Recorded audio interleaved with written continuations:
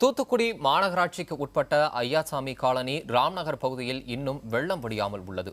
இந்த நிலையில் மீண்டும் கனமழை பெய்து வருவதால் அந்த பகுதி மக்கள் மிகுந்த சிரமத்திற்கு ஆளாகி வருகின்றனர். அது குறித்த தகவல்களை நமது செய்தியாளர் பிரபாகரனிடம் கேட்கலாம். பிரபாகரன், ராம்நகர் ஐயாசாமி பகுதியில் தொடர்ந்து வெள்ளம் தேங்கி இருக்கிறது. தண்ணீர் தொடர்ந்து தேங்குவதற்கு என்ன காரணம்?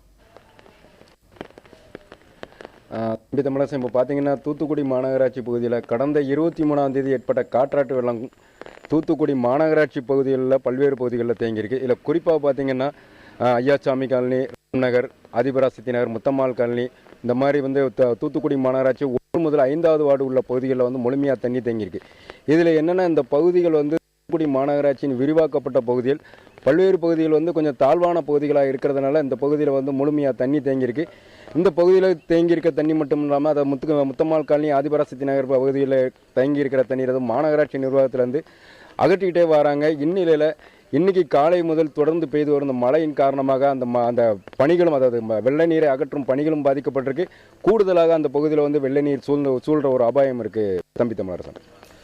பிரபாகரன், தண்ணீர் தேங்கி இருக்கிறதுனால அந்த பகுதி மக்கள் என்னென்ன பிரச்சனைகளை சந்தித்து வர்றாங்க?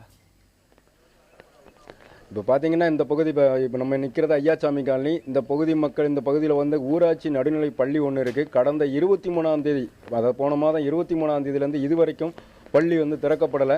கிட்டத்தட்ட ஒரு 200 மாணவிகள் பயிலும் இந்த பள்ளிகள் இதுவரைக்கும் திறக்கப்படலை. இது பக்கத்திலே பார்த்தீங்கன்னா தனியார் மேல்நிலை பள்ளி ஒன்று இருக்குது.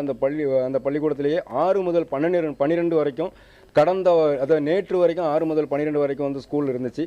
இன்றைக்கி தான் 1 முதல் ப்ரீகேஜி முதல் 5ஆம் கிளாஸ் வரைக்கும் பள்ளிக்கூடம் ஓப்பன் பண்ணாங்க. அந்த நிலைமையில் இன்றைக்கி தொடர்ந்து பெய்து வர்ற மழையை இந்த பகுதி மக்களில் வீட்டை விட்டு வெளியே வர முடியாத சூழ்நிலை இருக்க, தங்களுடைய தேவைக்கான அத்தியாவசிய பொருட்களை வாங்கக்கூட அவங்க கடைகளுக்கு செல்ல முடியலைன்னு தெரிவிச்சிருக்காங்க.